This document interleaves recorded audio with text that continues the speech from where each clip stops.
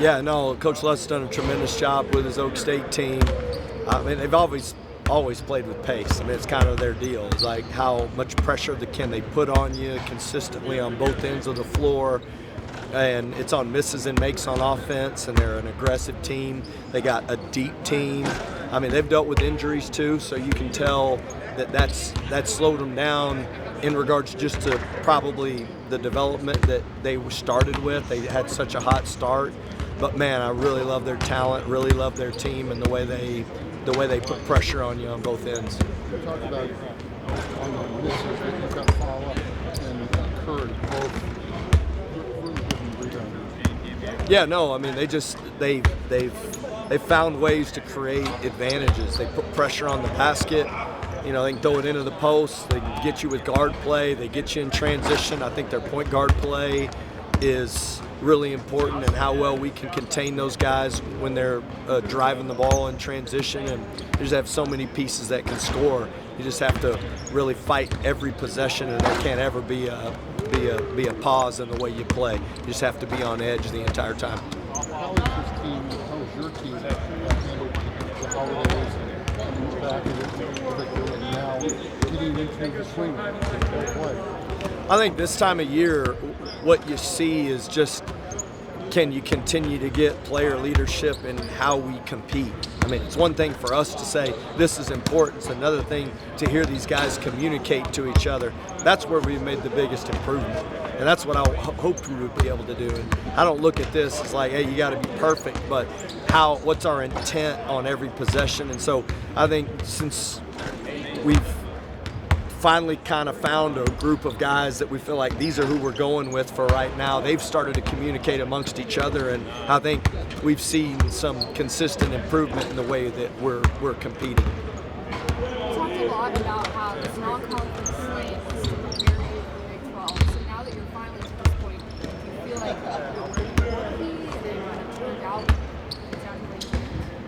Well, I would say our team has benefited from a difficult non-conference schedule, and I don't know if I would say anybody's ever prepared for Big 12 play. I think what you better be prepared for is it's going to be a grind, and it's going to be a fight. So you don't have to be perfect at the beginning of this. What you do have to have is this real legit competitiveness where you're like, okay, how can we go out and scrap every possession? And that's honestly what I want our mindset to be, because the more you think that you're ready, is the more you can get popped in the nose and be looking around wondering how it happened. I just want our team to have an improvement mindset, that we come out here every day just thinking, hey, let's scrap and let's get better. And that's what this team is kind of, I think, start to see the benefits of. I mean, you don't look at it and go, hey, we beat Duke, so we figured it out. That ain't even close. I mean, we're just now scratching the surface, and I just think, but our intent was how well can we fight every day, and that part seems like our team is really believing that aspect of getting better. What would you say the biggest challenge is going to be on the team? I think their pace of play and their physicality and how well that they do it at every position. I mean, I think from the point guard to the forward position, their guard play, they're just an aggressive team. And they got multiple guys that can score, and they can score on you in different ways.